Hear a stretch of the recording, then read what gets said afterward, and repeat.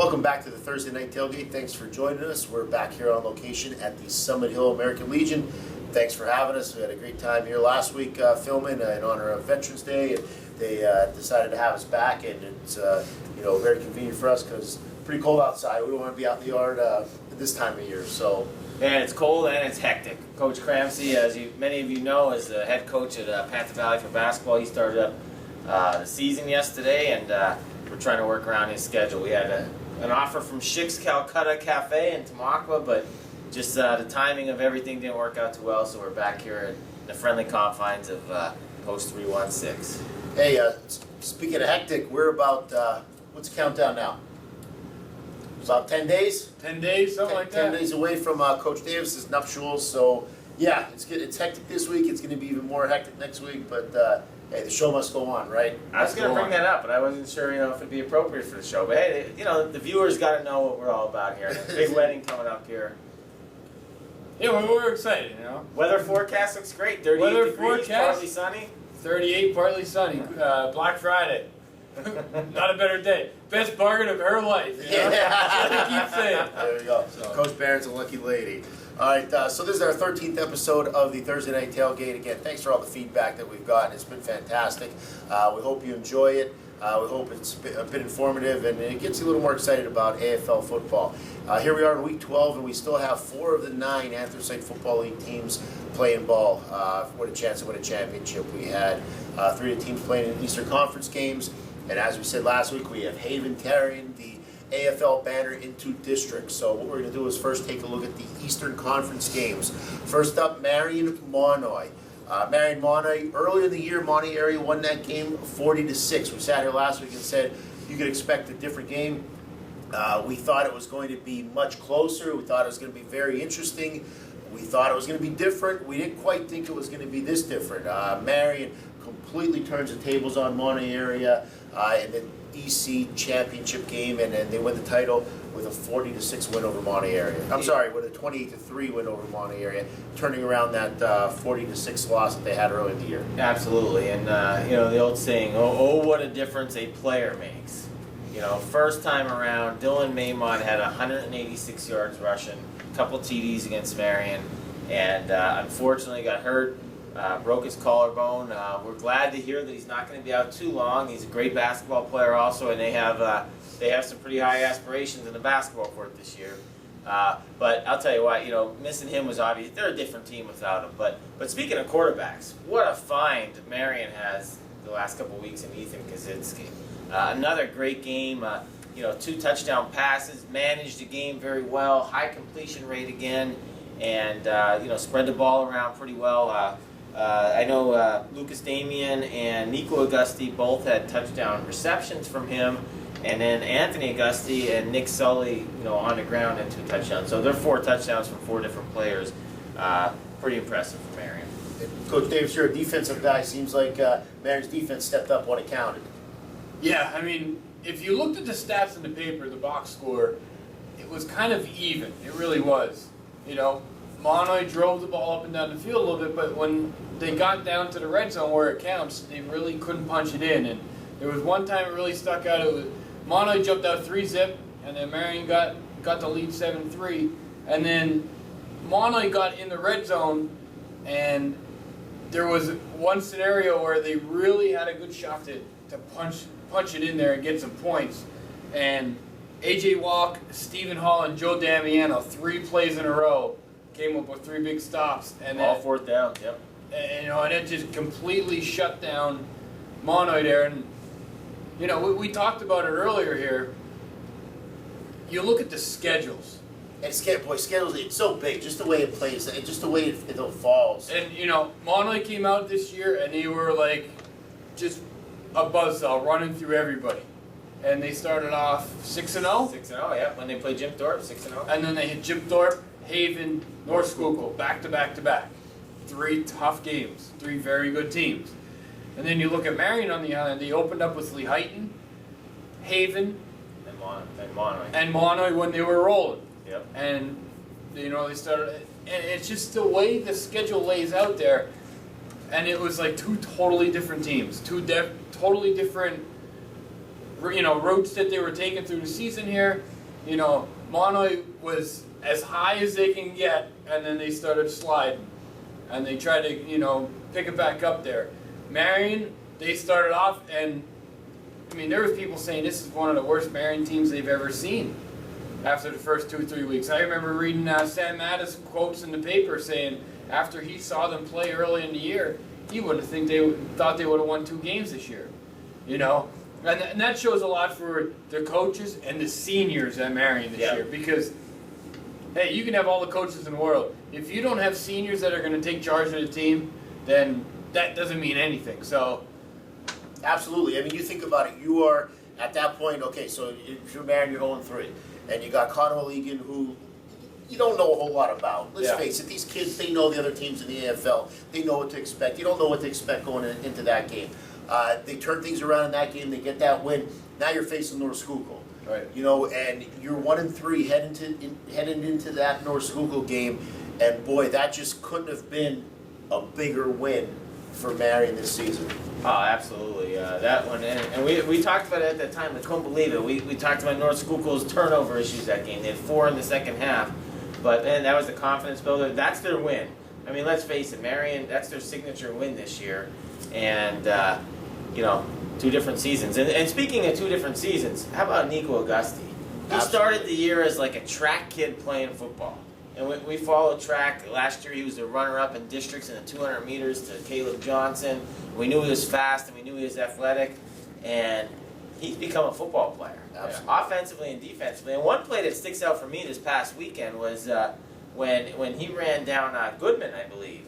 He ran down Goodman, and early in the game, it looked like Goodman was ready to score. Richmond, I think it was Richmond. Or Richmond, I'm sorry. Richmond. Yeah, Richmond, I'm sorry. You're going back a year or 2. Yeah. That's okay. That's okay. That's okay. That's our archives there. It's all in the yeah, it's all up there. But I'll tell you, that's a big play. We had a kid, when I coached at Palmerton, Austin Check used to do that all the time. It was almost like a challenge. Like, can I get that kid? And that held him to a field goal. They were ready to score 6, maybe 7, and held him to a field goal. And from then on, it was Marian on. And just offensively and defensively, Nico Augusti has become a great player. And for Marian, it's their first championship since 2007. They beat Minersville that year for the district title.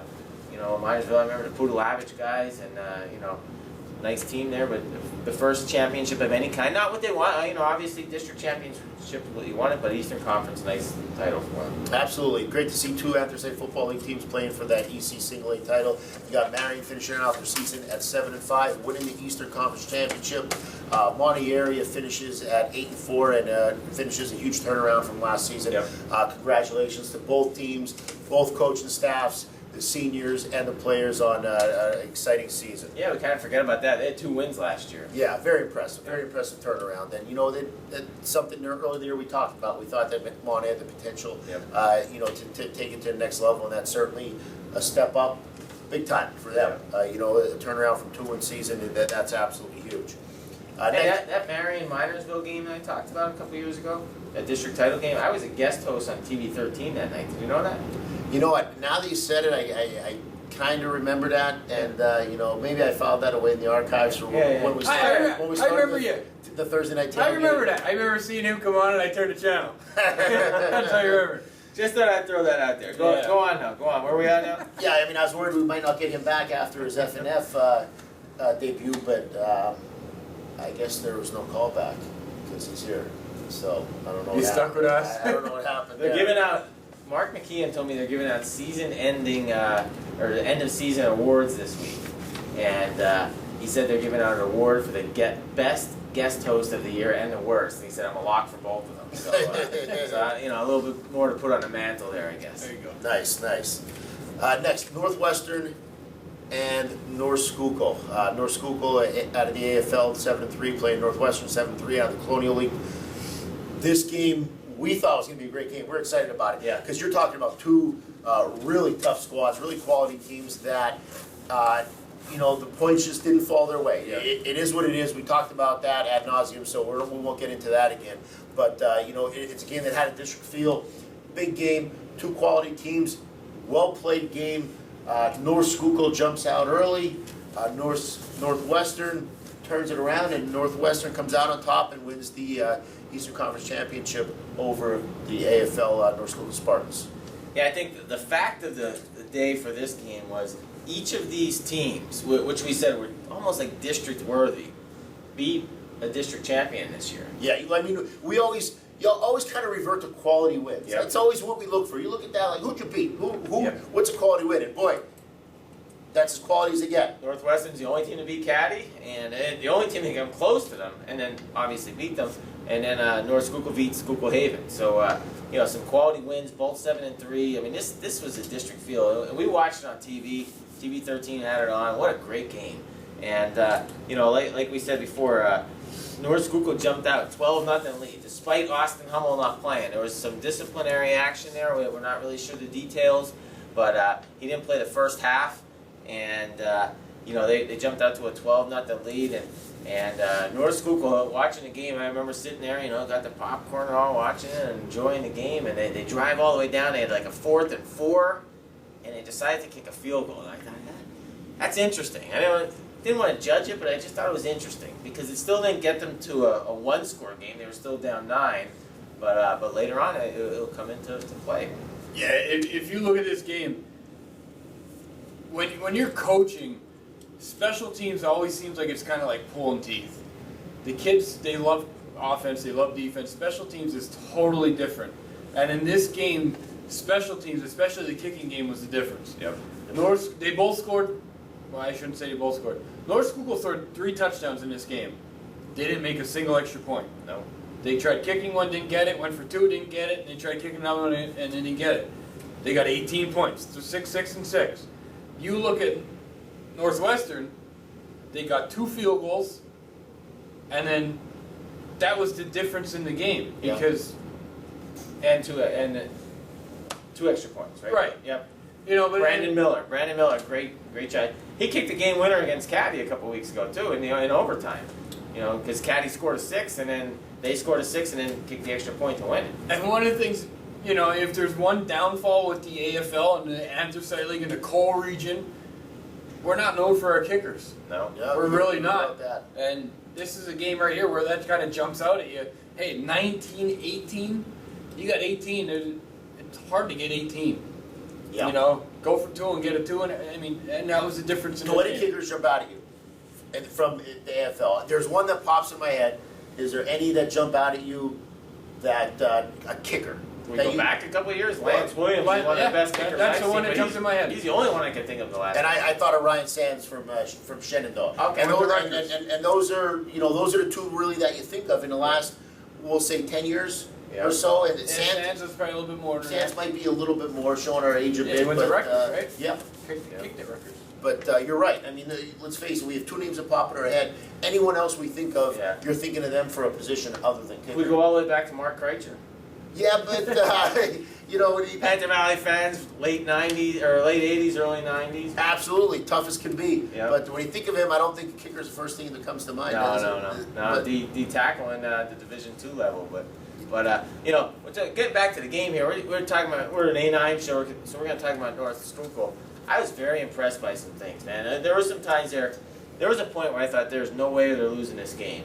Second half, they were just pounding Hummel. They were, C.J. Steinhibler, I wanted to make sure I got it right, was very, very impressive. Undersized lineman, but man, did he move, and he was just active, looking for work. We always used to tell our linemen, look for work. If there's nobody there to trap, if there's nobody there to kick out, go down to the next level. And he was outstanding, and they ran the same play, an ISO where they wrapped him around from the backside 5, 6 times in a row, and it just looked like they were going to score with him. And not only that, Glenn Weiss really stood out. A couple one-handed catches that were just fantastic. And, and their defense, on a whole, their defense. And I know you always talk about defense, but I like to quote from Josh Snyder, Northwestern's head coach, who was a heck of a ball player in his day. But he said, this hasn't happened to us all year. No one's been able to stop us on the goal line, and they did a couple times. So North Schuylkill did some nice things, but just came up on the short end. Yeah, this is one of those games. We said it going in, said district feel to it. Yep. And even though it had the district feel, we're looking at this next year. This could be a very good matchup, very good possibility of a matchup in districts next year. Our good friend, Mark Levine. Artie. I was saying Artie Levine.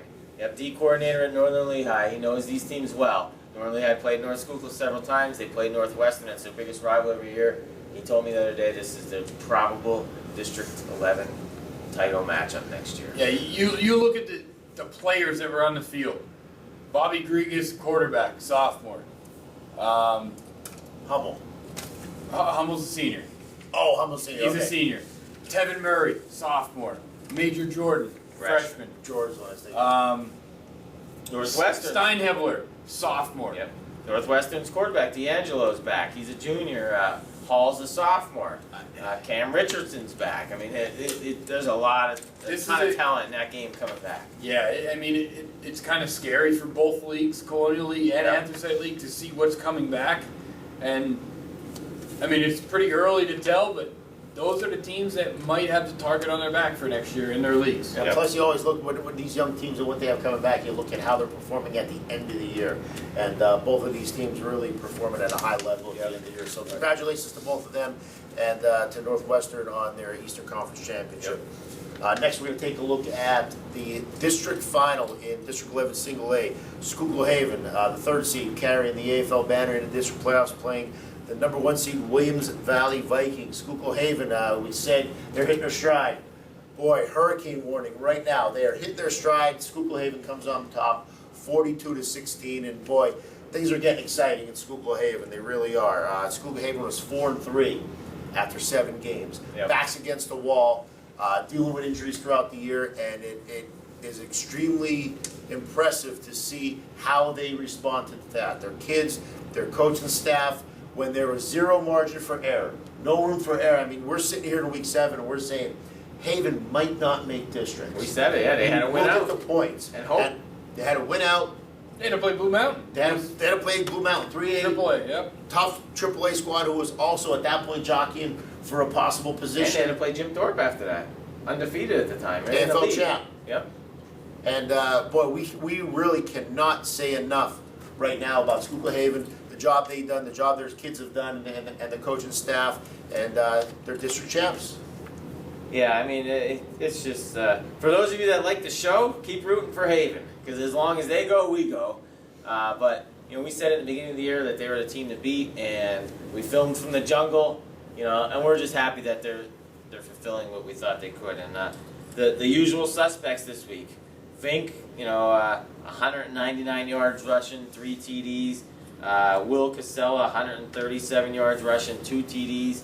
I don't know, I didn't see the true box score. Did they throw a trick play in there at all? Did they pass the ball? Any forward passes? I didn't see it either, but I'm guessing that they didn't. Well, you're talking about scary guys coming back. Yeah. How about that duo? We're Panther Alley guys, and that's who we open with next year. That's not good. I mean, you know, they're just... Fink and Casella. They're going to be downright scary. Yeah. I mean, right now they're doing this Casella's as got what, juniors. over 1,800 this year? And Fink's over 1,000 now? Yeah, Yep. Casella's at 1825, Fink's at 1095. They're As missing juniors. several games. He's at 1095, missing several games. He missed 4 or 5 games Yep. maybe, right? 4 games probably? Yep. But That's awesome. Yeah, At least great. parts of those many games, yeah. yeah. One warning, we gotta throw it out there. Haven's, we've been saying it all year. They give up that big play, and the other day they gave up a 69-yard screen pass and an 82-yard punt return. They kept Williams Valley in the game for a little while. But other than that, it was domination. I love the quote from Williams Valley's coach, Tim Savage. He said they were going to own the game clock, and they were going to own the interior line play. There was no stopping it. There was no flaw in the design. There was no lack of effort. It was like a walking weight room. That's what it was. And I Very love that. It was like impressive. a walking weight room. I just thought that's the coolest quote. And that's what it is. We were in the jungle. We saw what those kids were doing. Yeah, this goes all the way back. I remember picking up the phone the beginning of August and calling up Mike Farr. And I said, hey coach, just calling for some information. And I told him what we were going to do here with the show. And he's like, sounds like a great idea. And the only thing he preached about was how much time and effort these kids put in the jungle, in the weight room. And how much strength and weight they gain. And how excited he was. And we felt bad for them as the year's going on, and it's hard not to, Yeah, with because the injuries, they were injury prone. Yep. But now, like all that hard work they put in, it just has to feel so good to see that hard work pay off. They're district champs. it doesn't matter if you get in at your 10-0 or 7-3. District champs. You're district champs, and you're moving We said on. a couple weeks ago, nobody wants to play them. And Nobody does. And I hopefully, think Tri Valley and Williams Valley found that out. absolutely. Hope that's a lesson and for kids out there. That district championship was won in the off season. Yep. A big part of it. I mean, how they responded to adversity was fantastic. But the bottom line is, you cannot show up mid-August and now I'm ready to get after it. You can't do it. You can't do it in high school sports. You can't do it in high school football. That time needs to be put in the weight room. And you look at the teams we're talking about here. Haven, district champs, they were 4-3 at one point. Yep. Marian, Eastern Conference champs, they were 0-3 at one point. Yep. North Schuylkill, I'm Yeah, not they had sure their off the ups top of and my downs. head, They had their but ups they and had their ups downs, and yeah. downs, and they were maybe 3-2 at something. I mean, Yep. it's not an easy road to get to a championship. Nope. You know, you got to ride the waves out, and you got to fight through it. And North Schuylkill traditionally has been a lot of very strong, tough kids. Coach Dukoski, we know, has an off-season program in place where those kids are in the weight room. We obviously know Haven's doing the same. So yes, it's certainly not a Hey, coincidence. speaking of Haven, and my second favorite quote of the week, behind the walking weight room quote, was Mike Farm said that Schuylkill Haven is a town, The little town that little town that does. That does, yeah. You know, the little Schuylkill Haven's the little town that does, and just a little shout out to not just their football team, obviously, which we're talking about, but their boys and girls soccer team, both won district titles. Their boys cross country was runner up in the districts to Minersville, That's a and pretty that's awesome just result. awesome from a small town.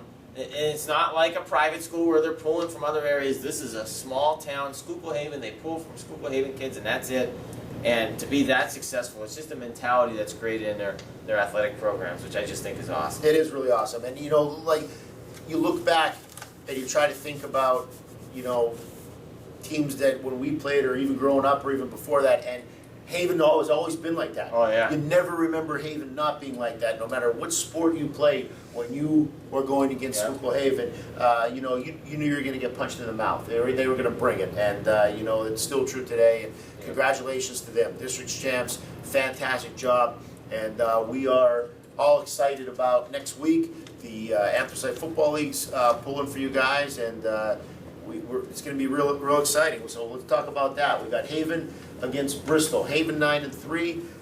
Bristol, game or two short. Yeah, who knows what they do down there in Philly? They get Yeah. buys. Imhotep has a bye this week. Bristol's only 9-1. I don't know how that all works down there, but Haven, you heard it here. Haven is going to win this by 4 touchdowns. I agree. They're going to be better. I agree. Haven is a much better team. Haven is going to be more disciplined. Haven is going to be stronger. The one thing that might worry you a bit is the big plays that we talked about. Because Bristol, one thing that they have had in the past, they've had a playmaker or two, and I guess they got the one this year in their running back.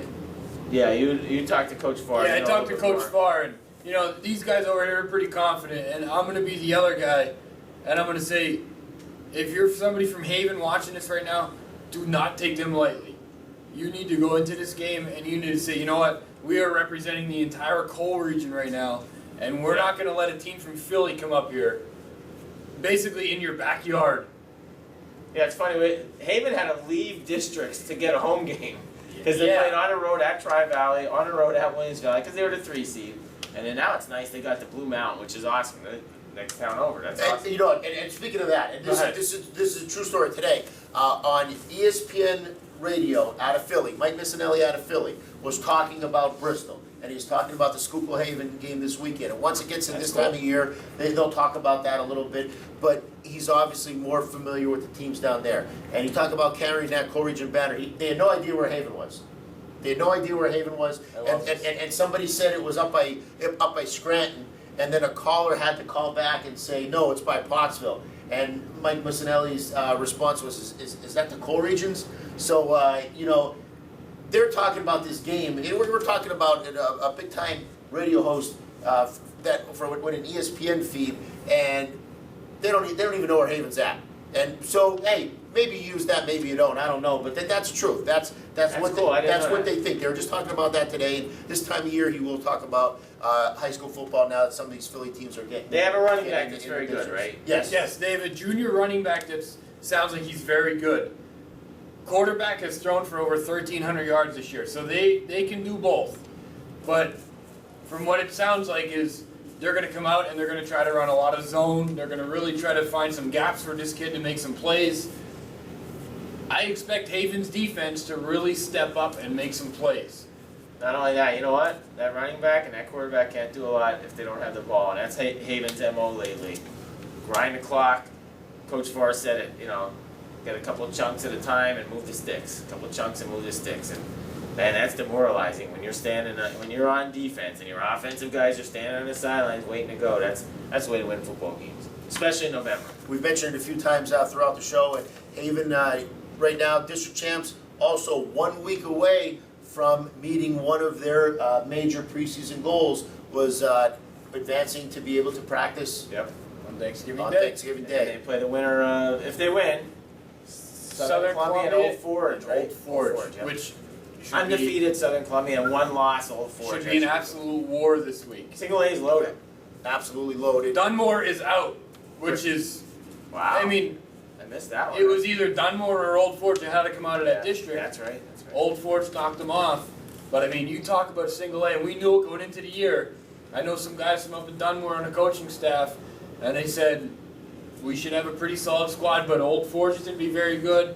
Haven's going to be very good. Southern Columbia's going to be very good. And Clareton, they got beat this week. So they're out. Wow. They had a 76-game win Yeah, streak. they They had got that. beat earlier in the year, but they're out. They got knocked out by, I think it was Stowe Rocks. So, I mean, you want to talk about some shakeups. The two Yep. teams that played in the the state final last year All right. are out. Very, very interesting developments in single A, and it is super exciting to have an Anthem State Football League team, a District 11 team, right in the thick of that, right in the mix of things.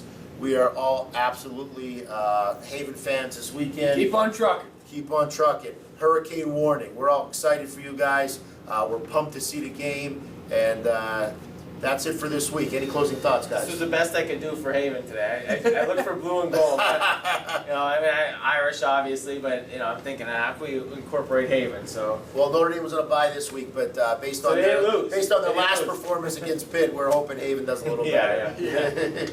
So that's it for this week. Thanks again for joining us. Thanks for the feedback. Good luck to Schuylkill Haven in the state playoffs. Cole Regional Football out.